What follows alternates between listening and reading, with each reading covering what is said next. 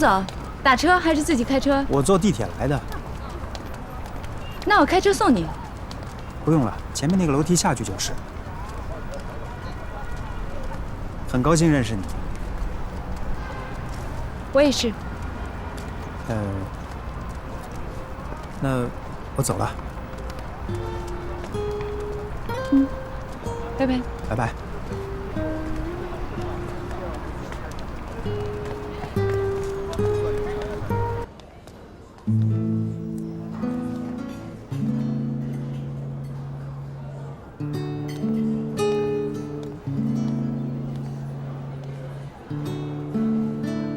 7点。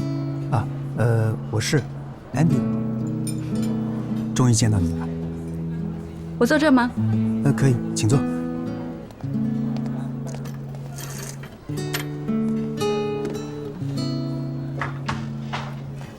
看来我之前的判断没错，你在国外的时候，我一直以为你是男的，后来请你吃饭，你一再犹豫，我就推翻了之前的想法。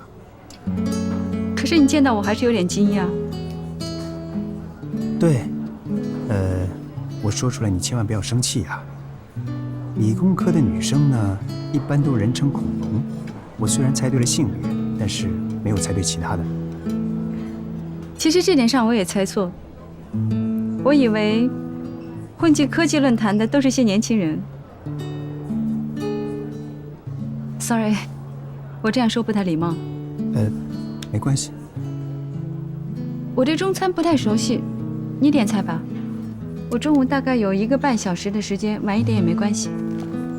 你这个人很直接，有喜欢的口味吗？荤的，大荤最好，不忌口。好的。这个。好的，先生。这个。好的。来条鱼。好。然后2人份冬阴功汤。好的，先生。OK。先生需要来点水吗？2杯柠檬水。好的，可以吗？可以。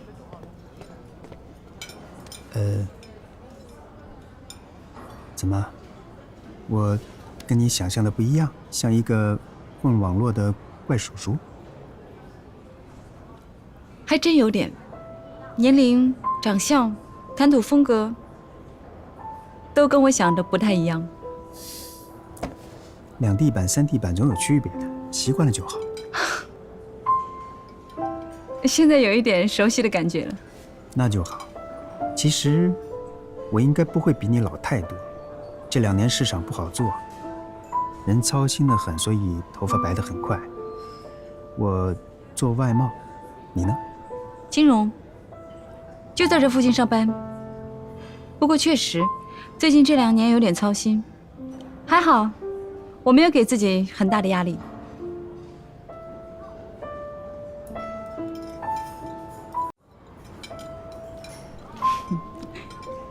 你似乎一直在判断我。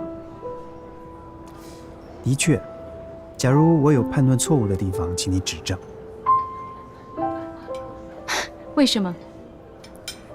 我只是被你判断的有一点浑身不自在。啊。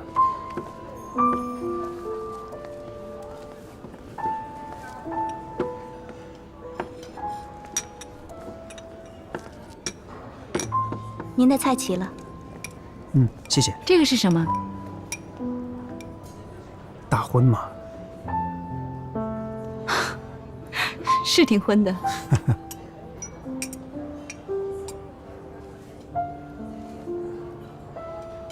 怎么样？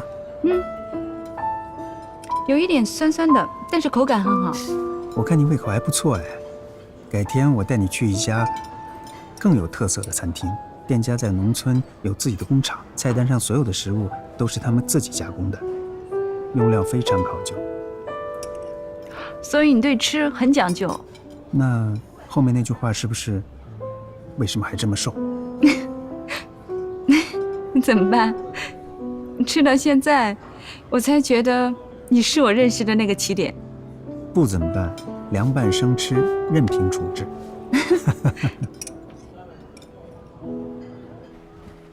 小乖，走。出去吃饭去。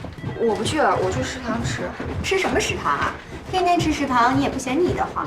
我领你去个好地方，保证你喜欢。是啊，哎，新开的馆子味道可好了，我在搜狗搜索上都定位了。会不会特别贵？你都豪车接送的人了，吃个饭还嫌贵？就是豪车，什么豪车呀？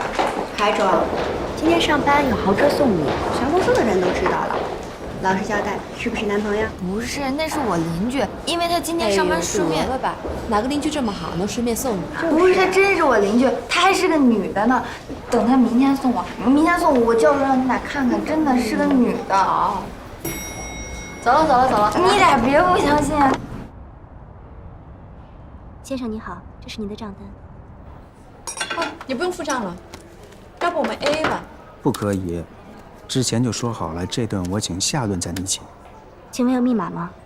没有。好，请稍等。我得让你欠着我呀，这样我下回再提吃饭，你就不好推三阻四的了，否则有赖账的嫌疑。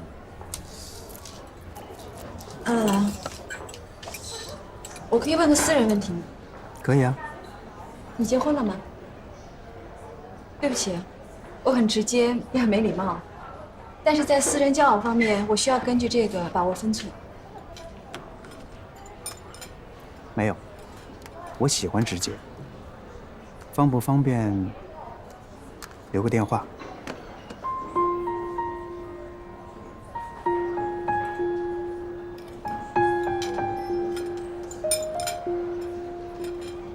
先生你好，请签个字。谢谢。好，谢谢。走吧。安迪姐，哎，小关，哎，太好了，你快帮我做个证，是不是今天早上送我上班的是你？他们非说是我男朋友。这样啊，那这样好了，一会儿再送你的时候，我多停留一会儿，然后在窗口跟你打个招呼，可以吧？啊，对了，这是我的邻居小关，这位是……啊，我姓魏。魏先生你好。你好。那我们先走了，你慢慢吃。拜拜，安迪姐。拜拜。拜拜，魏姐。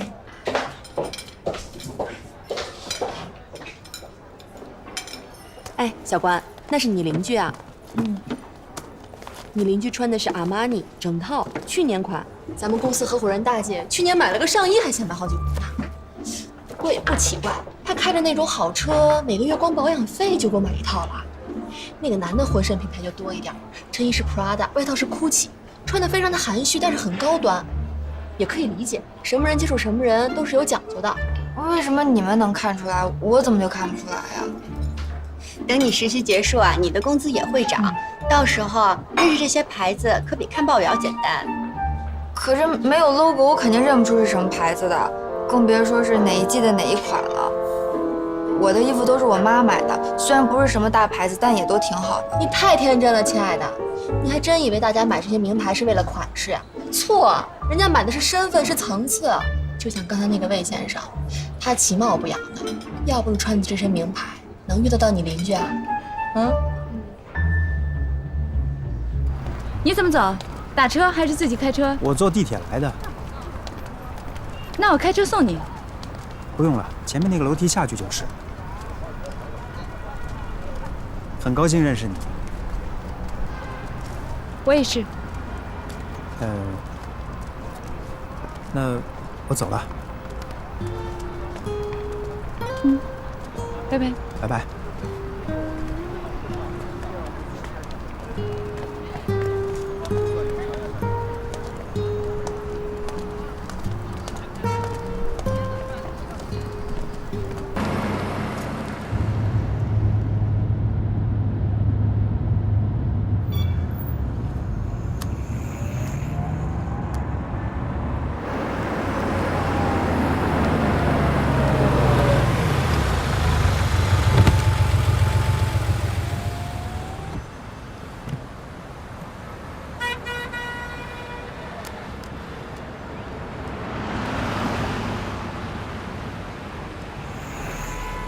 嗨 ，sorry， 我想我迷路了。你在什么地方？跟我形容一下，或许我可以给你指路啊。上海真的有太多长得一样的巷子了。我刚才路过的是上海12中，我现在在绿杨新路。你从绿杨新路往北，然后上北环高架。北在哪儿？嗯，北在哪儿？我真的分不清东南西北，你能不能告诉我，是往左还是往右？这样，你背对12中，往右边开，看到十字路口就右拐，见到高架你就开上去，先别挂电话，等你上了高架之后，我再指点你。OK， 我大概知道了。那我需要掉头了。好，你等我。See you， 拜。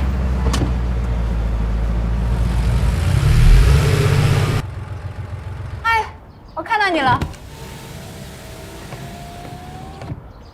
我今天把白主管的家砸了，我就不信治不了这个白渣呢。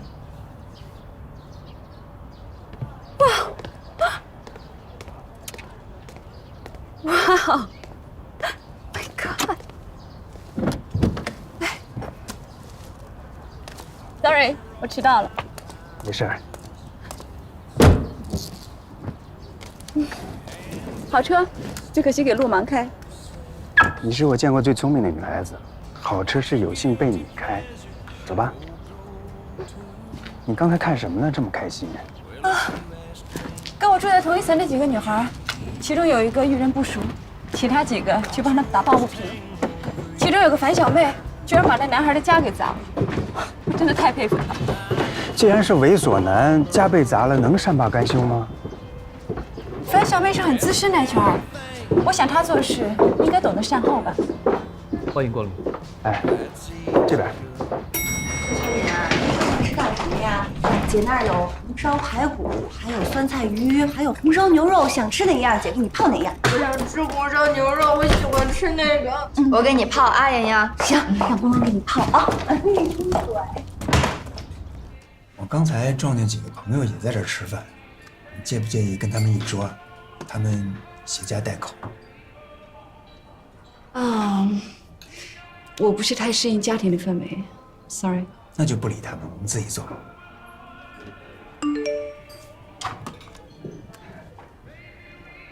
兵来将挡，水来土掩。魏总，可以上菜了吗？上。好的。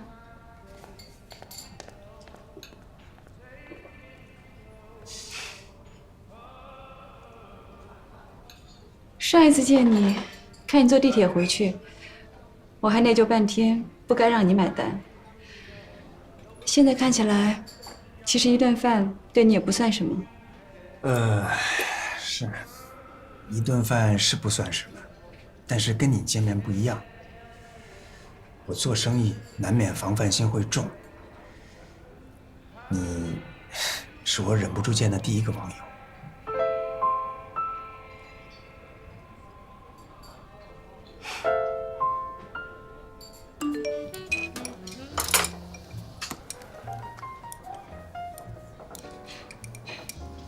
那边那桌有个朋友刚好是坐车的，他说你那车是从他们店里卖出去的。真的吗？那是我老板的车，被我抢过来了。因为以前在美国的时候，他每次都抢我的车，害我租车。我们认识10年了。我记得我从博士毕业之后就跟他在一起工作。他是一个处理复杂关系的天才。啊，原来如此。哎，这鲫鱼啊，也是他们这儿的特色菜，必须要野生鲫鱼，用小火熬上半天才能熬出这么浓白的汤来。等稍微凉一些呢，边缘处就有一些结冻。这就是野生鲫鱼特有的胶质层，凭这个就能区分出它是野生鲫鱼还是人工养殖的。怎么样？很鲜啊，看来你很懂美食啊。也谈不上懂，经常跟人出来应酬，多少知道一点。谢谢你今天让我吃到这么多好吃的，我很开心。喜欢吃，以后可以一起出来吃啊。看你吃饭真的很有动力。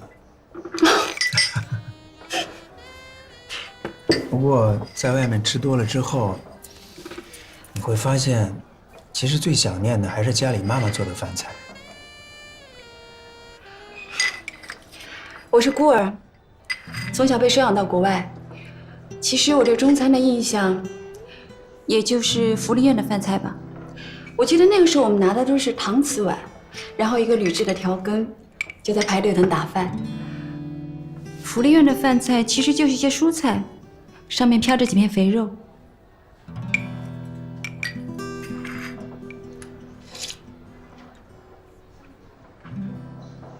吓到了。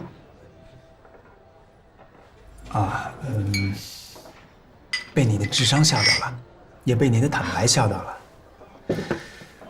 我总觉得跟你网上接触和一起吃饭，总感觉你既单纯又复杂。现在谜团渐渐解开了。在意吗？在意什么？福利院长大，还是你把自己培养的这么优秀？你不觉得我很古怪，有点不合群吗？如果一定要说平庸普通才算不古怪的话，你确实有点古怪。至于不合群，我一直相信曲高和寡。你安慰人的方式很特别。恰恰相反，我不认为你需要安慰。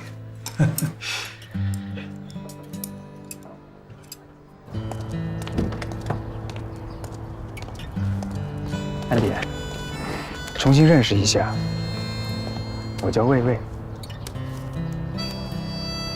我坦诚了一顿饭的时间，终于换来了你的坦诚，不容易。我叫 Andy， 真名网名都叫 Andy。安迪，我希望我们不只是网友，还是好朋友。现在还不算吗？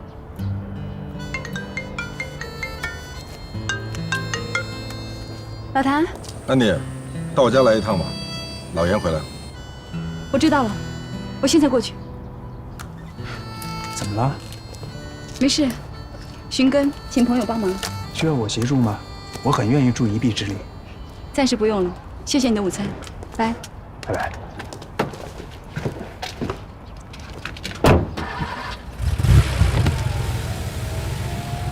不要总是观察我、试探我、考证我。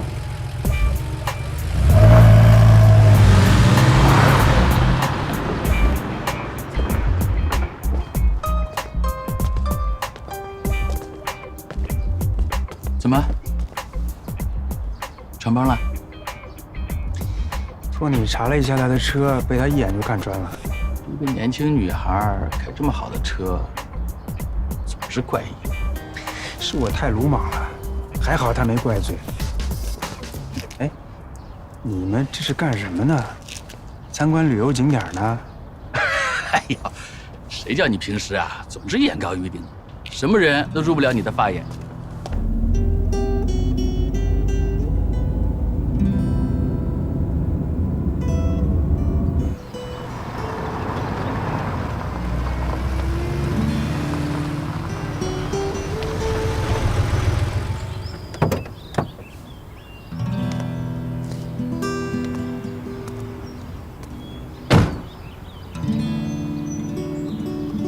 安迪见谭宗明远远地走过来，他不知道老谭要带给他的是一个怎样的消息，但安迪清楚，无论如何，他都必须要去面对。怎么又开了半天？我想换辆车，这辆车太扎眼了。哦，那你告诉我，我哪辆车不扎眼？想诚心拐我辆车，总得编个好点的理由。说吧，为什么换车？好吧，我认识了4个小朋友。这车已经坐不下了，我觉得这辆车不错，正好。什么正好？这辆车我拿回来才开了2次。那再合适不过了。真是生米恩，斗米仇啊！好吧，一会儿我给你拿钥匙，走吧，老严在后院等我们。刚才老严详细跟我说了他过去1个月做的事儿，情况要比我们想象的还要复杂。我也很惊讶，要不还是你来说。你说吧。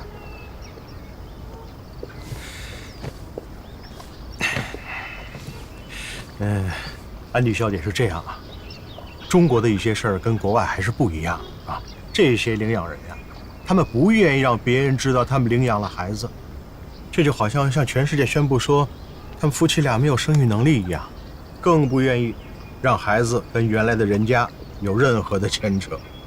大家马上的办好了领养手续之后，就迅速搬离，所以找起来呀，真的是很困难。加之吧，这个事儿过去了有20年，我是几经周折，辗转找了很多人，哎，这个领养人的信息还真让我给打听到了。就是他们离开了宜昌之前，领养人又把你弟弟送回到了岱山。送回岱山？为什么？因为很多人说，你弟弟被领养之后不久就出现了智商低下、反应不够灵敏这么一些倾向，所以他们怀疑可能是智障，所以领养人不想负这个责任，就只好选择放弃。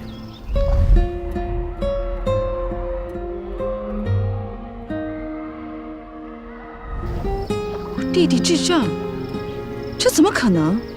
中国这么重男轻女，能够领养到一个男孩子已经相当的不容易。如果不是有什么问题，恐怕不会轻易放弃吧。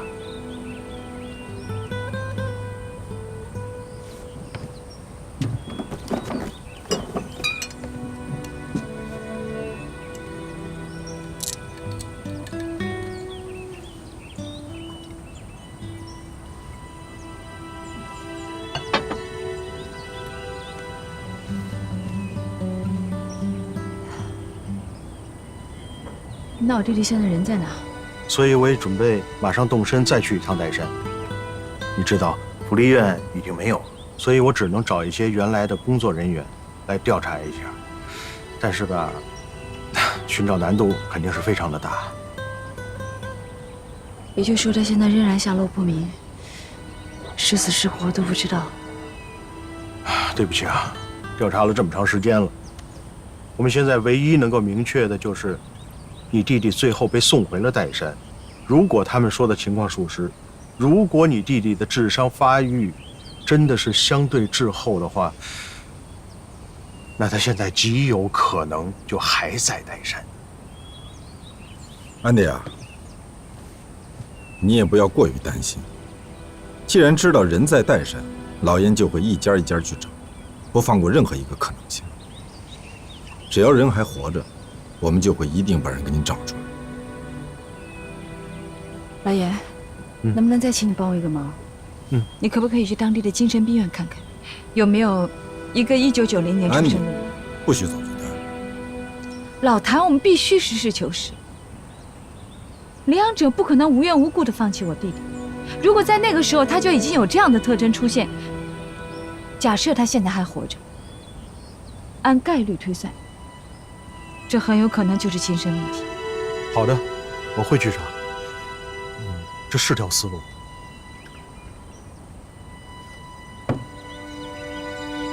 我先回去了，这几天公司的事情先处理一下。你等一下，你能开车吗？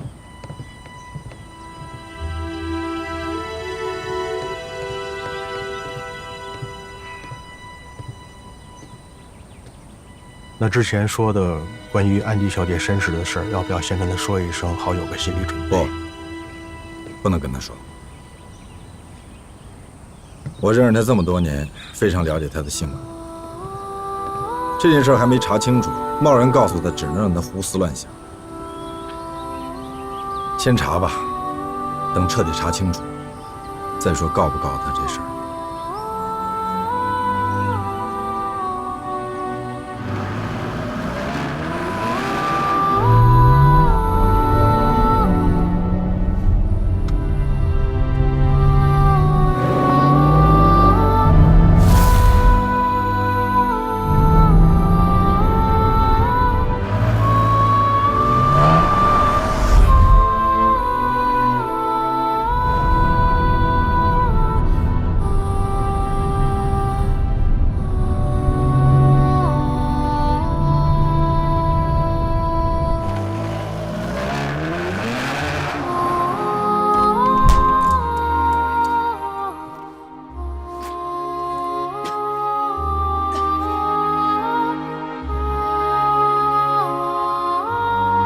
现了智商低下、迟缓的这么一些，我怀疑他可能是智障。安迪怎么也没有想到，得到的第一个消息不是弟弟的下落，不是他是否安好，能否跟自己相认，而是弟弟智力有问题，甚至是生死不明的消息。安迪不由得自责，自己是不是错了？是不是应该早点回过来查这一切？记忆中温和可爱的弟弟，现在到底身在何处，又过着什么样的生活？曲小五，你今天怎么胃口不好啊？啊，你告诉我为什么呀？你看曲二妞都吃饭啦，你怎么一口都不吃呢？你哪儿不舒服呀，曲小五？我看看，看你瘦，我学学人大胖，你看大胖都能吃呀。别跑！哎呦，哈哈，吃一点吧，曲小五。这就是你上次说的流浪猫啊？对呀，那这个是你上次说的大白猫，它叫白粉丝。这个黑的呢是黑猫警长，这曲小五，这曲二妞。曲家原来人家这么兴旺呀！上次你说的时候，我还以为你骗我呢。骗你干嘛呀？就你这种小白兔，我根本懒得动手。小曲，你是不是学过法律啊？没有啊。怎么想起来问这个呀？就是上次你说到去派出所，说的头头是道的，我还以为你学过法律呢。说你是小白兔，你还真的是小白兔啊！我告诉你啊，姑奶奶我从小就混江湖的，打群架、泡靓仔、派出所什么的，我见多了。跑什么呀？真的假的呀？邱莹莹呢？不会还在想那新拔的渣男吧？他今天一天都没出门了。邱莹莹是真的喜欢白主管，白主管这次做的这么绝，莹莹她肯定伤心死了。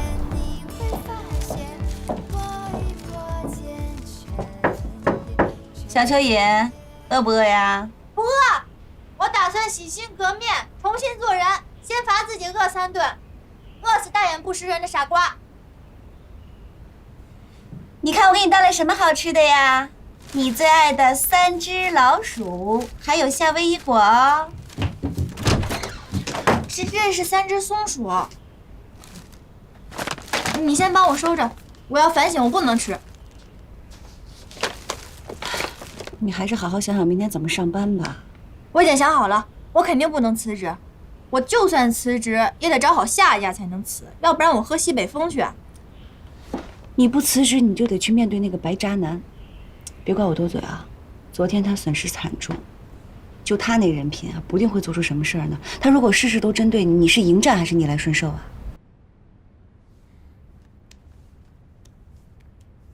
樊姐，你就是我亲姐，这件事你不但没有怪我，还帮我出头。你放心吧，以后我肯定不这样了。以前都是我鬼迷心窍，他让我干什么我就干什么。以后我再也不这样了，我以后再也不会受他欺负了。傻孩子，感情的事儿啊，知易行难。我确实怕你受欺负。不吃啊？那你就在屋里待着，全当减肥了。我去吃了夏威夷果，3只老鼠，哦，3只松鼠。帮我留着点儿。除了邱莹莹，净吃亏。我还有点担心安迪姐。安迪？她怎么了？就是昨天樊姐被带走的时候，我给安迪姐打了个电话，结果她没接。然后等到樊姐回来了，我想去报个平安，我去敲他们的门，然后也没人开门，打电话还是不通。那还等什么呀？走啊！拜拜，徐小虎，你自个儿赶紧吃啊！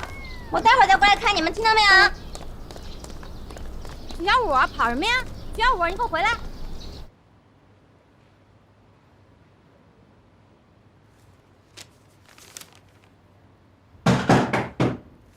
安迪，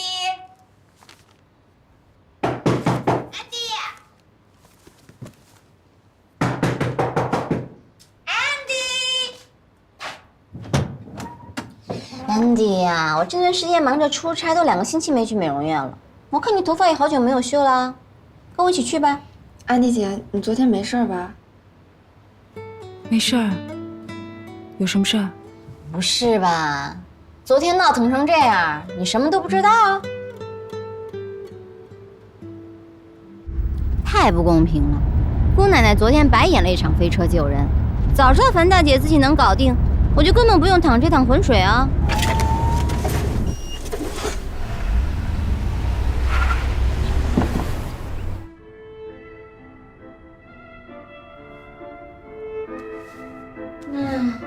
我这次出差回来才知道，赚钱真不是人干的活儿。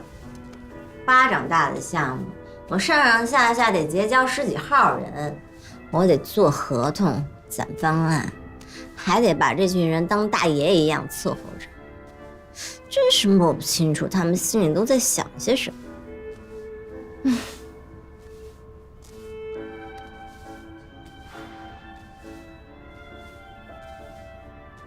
不是吧？这么快就睡着了？我还指望着跟他聊聊天，打发时间呢。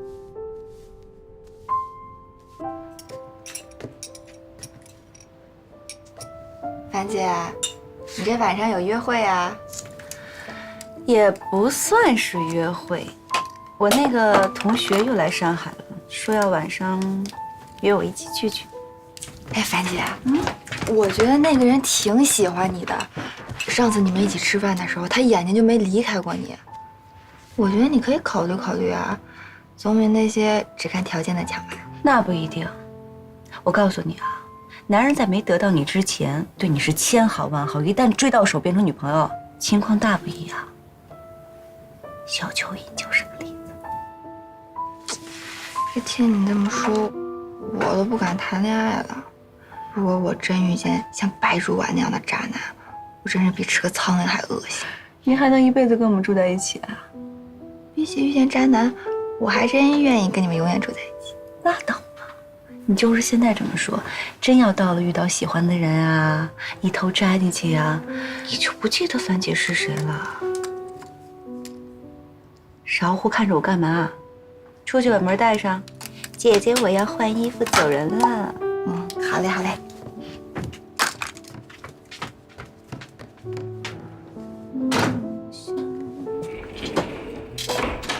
啊，我突然觉得好饿啊！姐姐，你从下午睡到晚上，能不饿吗？你昨晚干嘛去了？怎么能扔下我乱睡呢？害得我差点闷死。我昨晚一夜没睡。喂，老谭，我没问题了，周一准时上班。哦，对了，在哪儿签字？刚接触的那个项目我考察了一下，我觉得回报率还挺高的，还不错。我已经让关大鹏做方案了，周一我们讨论一下。OK， 拜。万恶的资本家，不让人睡觉，自己倒是躺在美容院睡得呼呼的。我不管，你请客吃饭。想吃什么？浦东新区新开了一家海鲜刺身，死贵死贵的，请不请？请，你请我做 SPA， 我请你吃饭，走吧。终于宰了资本家一顿了，我今天一定要吃到嗨！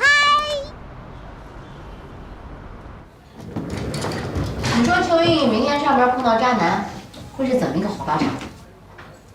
不知道啊，办公室恋情一向是没有好结果的。难道我是觉得对樊小妹帮不深坑？还刮目呢？以为自己精明厉害，其实色厉内荏，对付个渣男差把自己搭进去，面人一看就知道他在硬撑。你以为个个都像你，生下来就可以继承公司，衣食无忧？我觉得樊小妹挺不容易的，生性热心肠。小舅这件事情啊，是多亏有了小樊和小关。小关？小关不懂事儿，人家说什么他都信，而且假正经，小脑袋瓜里的教条特别多，而且特别喜欢求上进。哎，我最烦他绷着全身细胞求上进那个样子，完全努力错地方。有时候听你说话真的挺好玩的，但是我觉得小关是个好职员。相反小邱吧，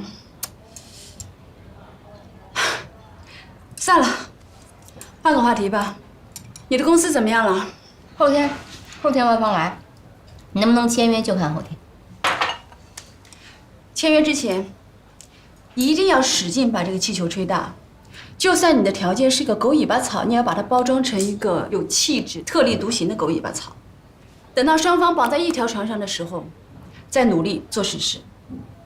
我听着怎么觉得像反话呀？不是反话，就像我刚跟你说，我觉得小关会是一个好的职员，是因为他的条框太多，所以他做事情的时候总会把预设的东西往他的条框里装，太束手束脚了。但你没有，我相信你已经把你的狗尾巴草包装的独一无二了，但因为你的经验不够，我才想告诉你说，把它包装的更有气质，更特立独行一些，千万不要把狗尾巴草说成是玫瑰花。Andy， 我爱你。我爸说，常与同好争高下，不共傻瓜论短长。2室2楼就你一个人领得清。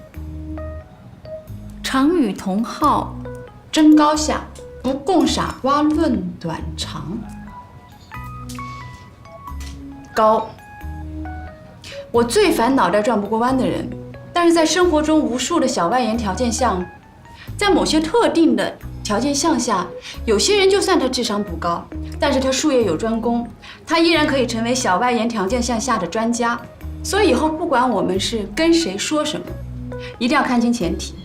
当然了，有些话题只能是不共傻瓜论短长。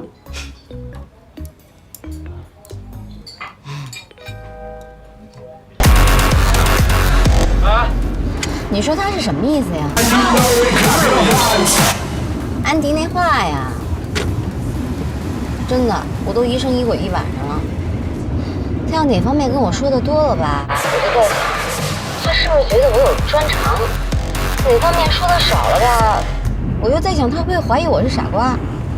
而且他的术语啊，一串一串的，我一声都不敢吭，就怕他把我当傻瓜。小小，你还疯了吗你啊？你这种混世魔，你还造别人看法了？对呀，我这么聪明，谁怀疑我谁傻瓜？怎么样，还可口吗？这儿的菜真的很好吃。小美，我有件事情比较麻烦，我一直在犹豫要不要请你帮忙。我最恨这种下套子的话，有什么你就明说好吗？好，自从上一次和你见面之后啊，我已经打算将我的事业重心放到上海来。我想在上海租一间办公室，然后再租一个单身公寓。你知道我在上海这人生地不熟的，这外面这什么地段啊、价格呀，我都不清楚。你看你在上海扎根已久，所以我特别希望你能帮这个忙。我还以为多大点事儿，好说。告诉我什么条件啊？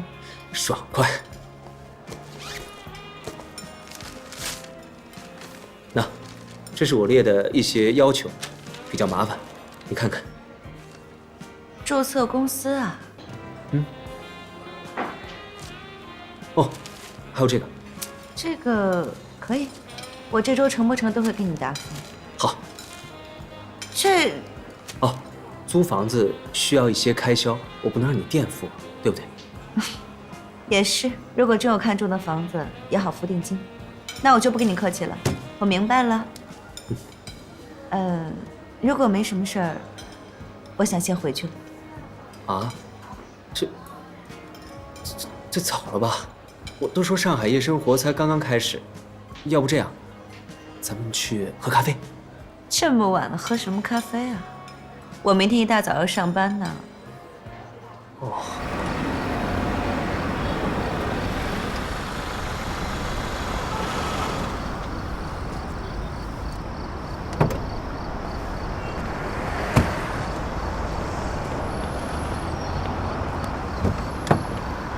你一个人回去，我有点不放心，要不我送你回去吧？我保证不进你家门一步。不用，我们这儿管理得很安全。我也习惯了一个人回家。小美，其实我挺好奇的，像你这样的人为什么会一直单身？不过我也能理解，是你太优秀了，能让很多男人自愧不如。哪有？我只不过是一个普通公司的白领吧。你看走眼了。我不会看走眼。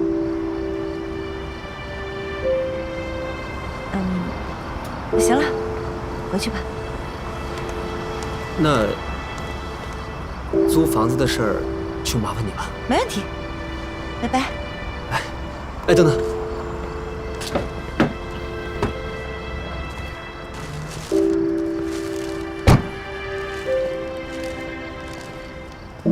小美，送红玫瑰有点俗气，但是它代表我的心意，希望你喜欢。谢谢。喜欢就好。早点回去吧。拜拜。你回去慢点啊。啊。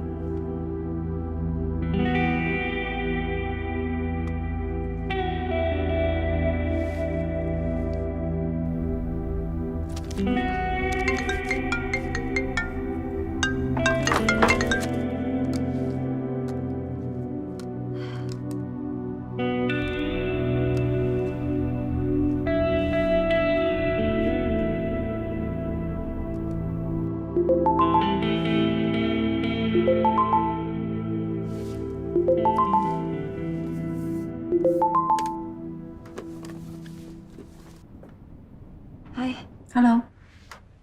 怎么这么慢呀？第一次用视频聊天，不是太熟悉 ，sorry。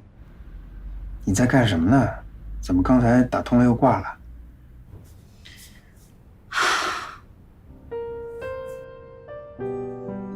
我在想我弟弟。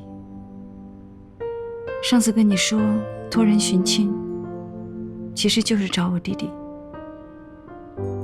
也是我唯一的亲人。那结果怎么样？找到了吗 ？No, I don't know where he is。但是帮我找的人跟我说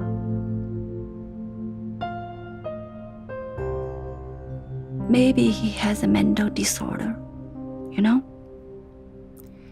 就是可能是精神问题，也可能是因为这个精神问题，所以他被他之前领养的家庭放弃了。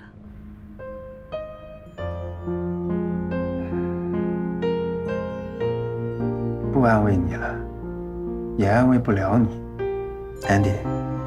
我劝你一句啊，人和人之间呢都是缘分，强求不来的。何况有时候没有消息，也许就是最好的消息。谢谢。我其实有点后悔，我在想，也许我根本就不该回来。我不回来的话，我的弟弟在我眼里还是那个可爱的、听话的小朋友。我很害怕，如果我找到他，看到的是一个完全陌生的，甚至有一点点痴痴傻傻的人。我更害怕，也许我用尽办法，都根本找不到他。你不应该这么想，至少你回来，对我来说是意义非凡的。我很感谢你弟弟把你带回到国内来，带回到上海，否则我这一辈子很可能都不认识你呀。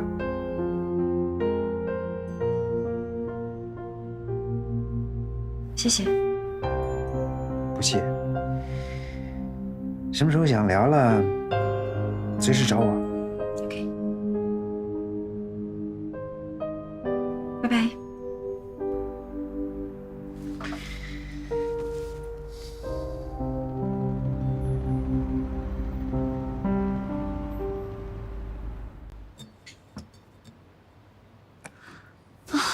久违的玫瑰花。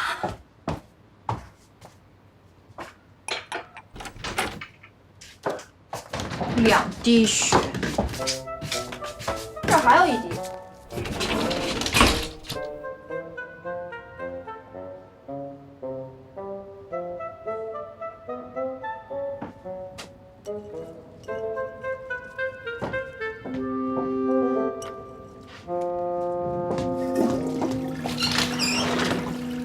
2滴血呢？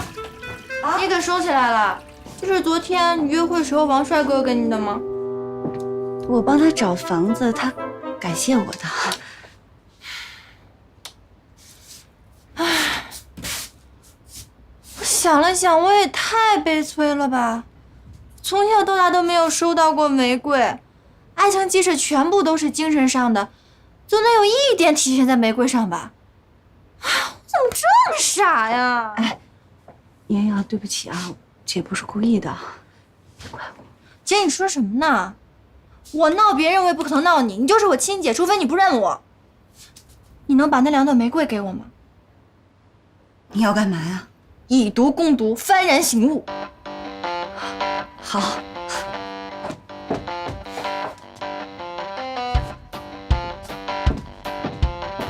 小心刺儿。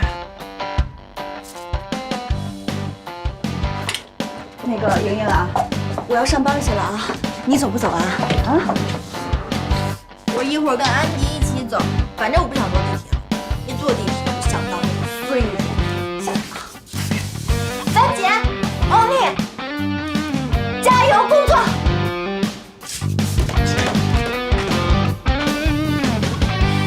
这孩子没事吧？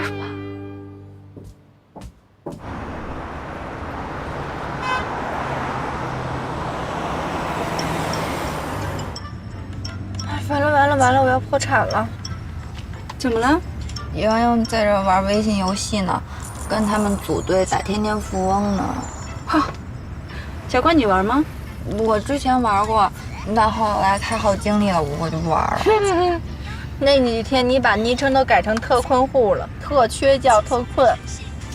安迪，你没装微信吧？我可以帮你弄，我还可以帮你手机翻墙上推呢。哇，这么厉害！你是喜欢玩手机啊，还是你专业学的是这个？这还用专业去学呀？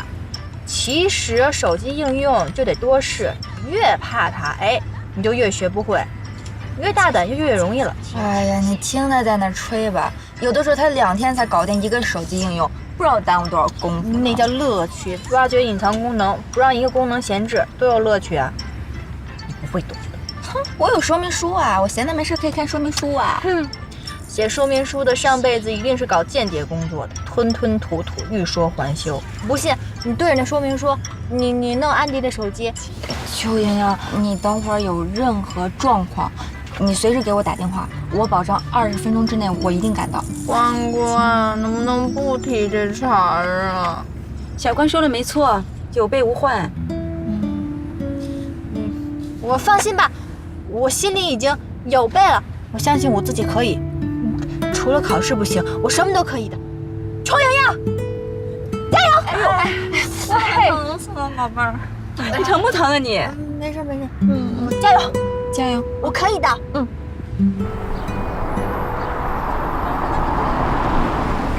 到了。哦，我走了啊，有事打电话啊。自己小心啊。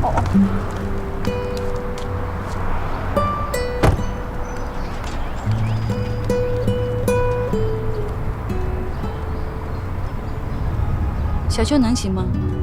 我也担心着呢。你别跟他装着挺高兴的，心里不知道有多难受呢。希望他今天不要遇见那个白渣男才好。在这里，还有这里和这个地方都签了，这人还都没来齐呢，怎么签？他们昨天都签过了，就剩你了。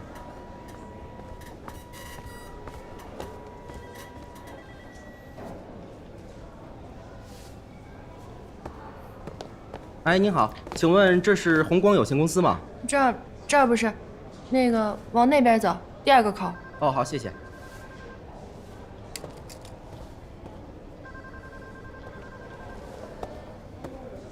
图书馆，这个是咱们这个月的财务报表，您看一下。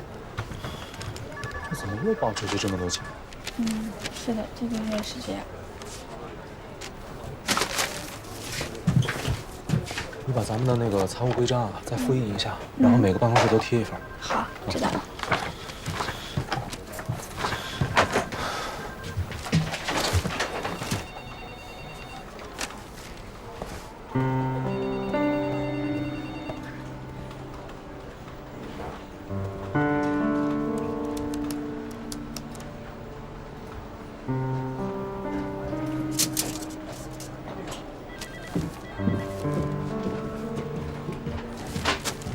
莹莹，哎，这些拿去报销一下，我晚上出差，点钱用。去哪儿报销啊？哦，财务部。我晚上要用啊。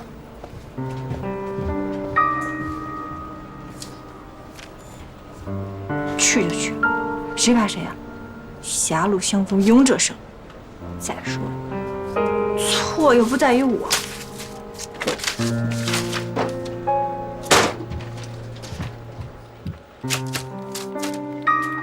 一切猥琐男都是纸老虎。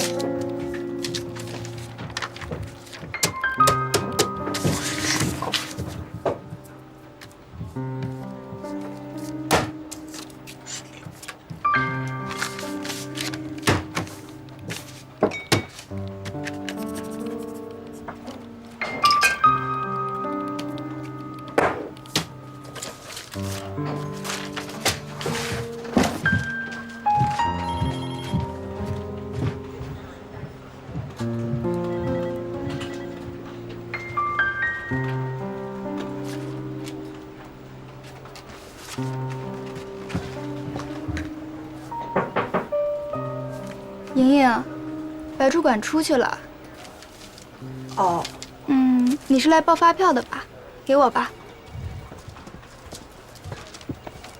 谢谢啊。因为我们经理晚上出差，所以麻烦你稍微快一点。行，弄好了我给你电话。行，谢谢。没事。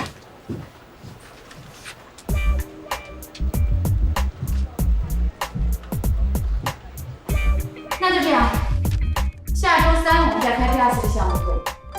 所有人每个人负责的部分，我希望能够看到你们的细节，有难处的地方，能够看到你们的思路和方向。OK， 散会。艾米，这个你帮我整理，让我帮你。好的。Cindy， 哎，把这个 copy 一下，发到每个部门。好的。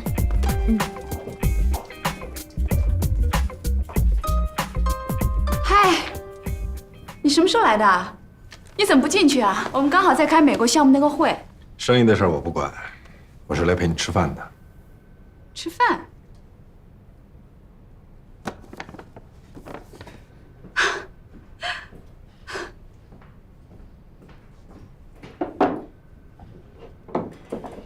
所以，你真的是来监督我吃饭的？那天的事儿我知道，你心里不舒服。本来想放你1个星期假的，没想到你周一就来上班了。当员工的这么拼命，当老板的无以回报，所以只好舍命陪君子了。我已经好了，治了。好什么好啊？在我面前就不要再逞强了。我今天来，就是送上门来当树洞的。有什么想说的，尽管跟我说，总比自己憋在心里强吧。认识老谭这么久，安迪第一次发现老谭心细如发。他记得安迪紧张时要靠喝水压制，担心安迪不吃东西，所以亲自作陪，唯恐自己没有朋友，没有家人，要独自承担一切。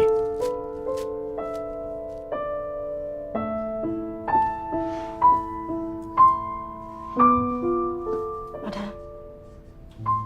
谢谢。谢什么呀？谢我把你挖到我这儿累死累活呀？那也是，找弟弟的事情也是。我知道你为什么来，放心吧，我真的没事了。我现在只是希望老爷能够尽快找到我弟弟。一想到他孤零零的在外面一个人，我就不能心安。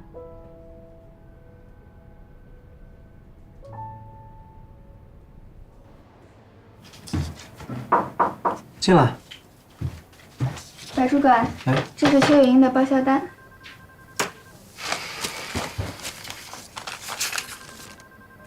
这单子做的不对，你让他重新做一下。哦，啊，好。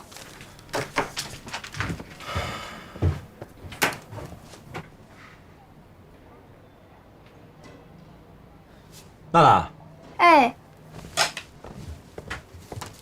下午要是有人过来找我，就说我去下面工厂。哎，好。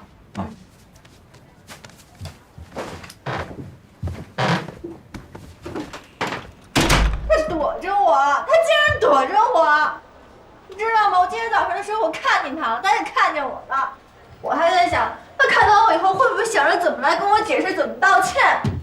我本来就在想了，如果他来跟我解释的话，我会不会原谅他？可是他见着我他就走了，这男的一点担当都没有。邱莹，你别傻了，他但凡对你有点情谊，就不会把樊姐告到派出所去。这没遇见更好，我还怕他遇见你找你麻烦呢。我知道他干了特别多混蛋的事儿，可是我现在心里面特别想着，要是那些混蛋事儿不是他干的多好呀。小关，你不理解我那种感觉，你特别爱一个人，你跟他在一起那么美好，可是我就是不明白，两个人之前那么好，为什么说变就变了？那么多美好的回忆一下子就全都没了。邱莹莹，我先不说。邱莹莹，你怎么回事情啊？上班时间一直在打电话，公司是派你来聊天的吗？对不起，我下次注意。报销款呢？拿到没有？还没有呢。财务部的娜娜说，等他批下来就给我。我不是已经跟你说过了吗？晚上我要出差的，这都已经下午了，你怎么做事情的？他不来电话，你就不知道打过去催一下吗？我知道了，我现在就去催。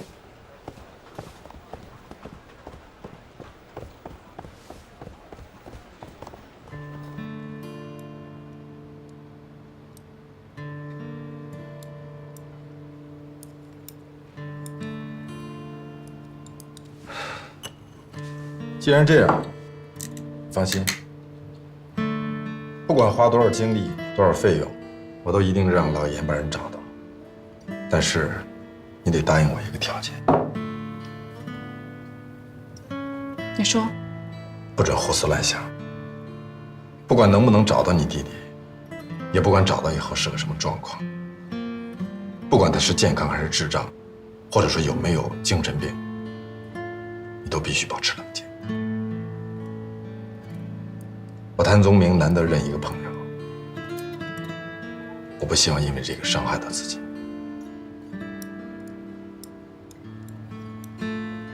好，我答应你。行，那我先走了，你慢慢吃。谢谢你。又谢。还有，工作不要太拼命，生意黄了还有下一单，身体要是拖垮了，可就什么都没有。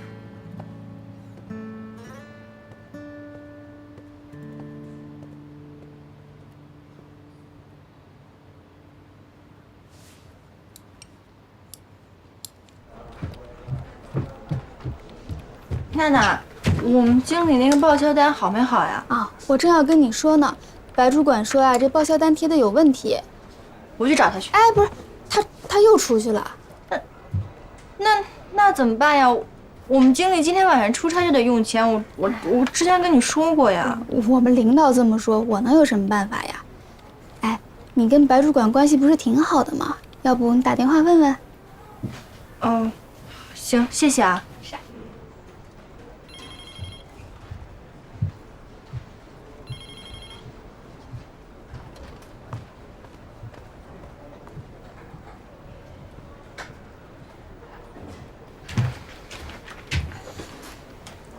打就打，谁怕谁？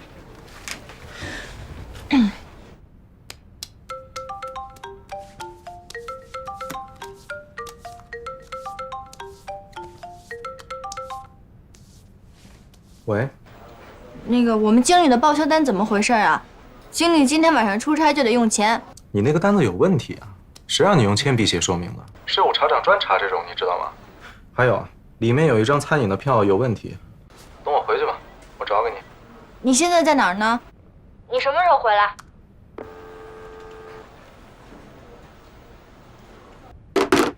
一会儿发票给我开个会议费啊。好的。你怎么回事情啊？进公司都1年多了，连个发票都贴不好。我之前也是那么做的，他们也没说什么。你还有理由？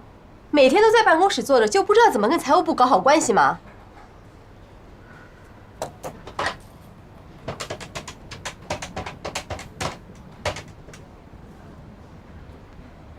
啊，小白，我是李经理，听说你在外面是吗？你下午回公司吗？啊，没什么事情，就是报销款的事儿。我今天晚上要出差，今天能够拿到这笔钱吗？哦，行，没事没事，那等你回来再说吧，好吧？好。小白在下面的工厂抽查核对库存，下午3点会到公司，你记得给我盯紧一点。该改的都改了，把钱拿回来。嗯，知道了。行了，没事了。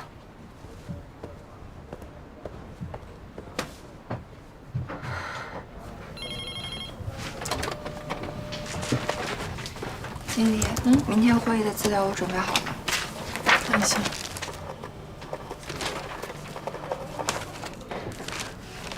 这些都是你做的？不行，不够全面，有些数据太简单了。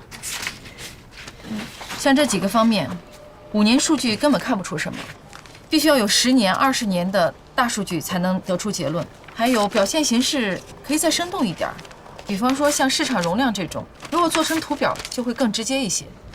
那要不我拿回去再改一改？算了，不用了，已经打印出来了，就先这样吧。下次注意啊。还有小关。跟你一起进来的都是名校毕业的，很多以前就有一些大企业的工作经验。只有你是一般大学毕业，不管是英语水平还是专业能力都有所欠缺。所以我希望呢，你能更主动一些，多去学习和交流，知道吗？谢谢经理，我知道了。这份你还是先拿回去吧，自己多看一看。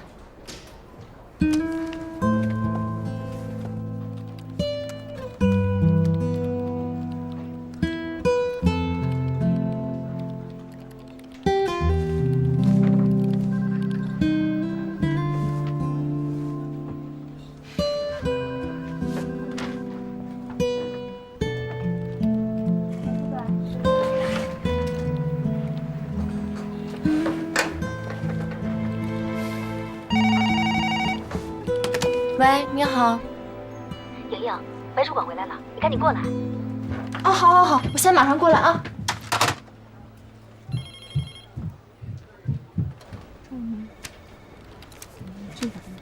把这个挪到下面。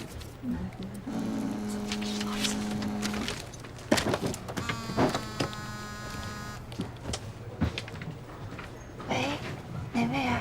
你好，我姓林，叫林静，咱们原来是一个大学的，而且还是同乡。我高你2届，你记得吗？哦，林师兄，你好，你好。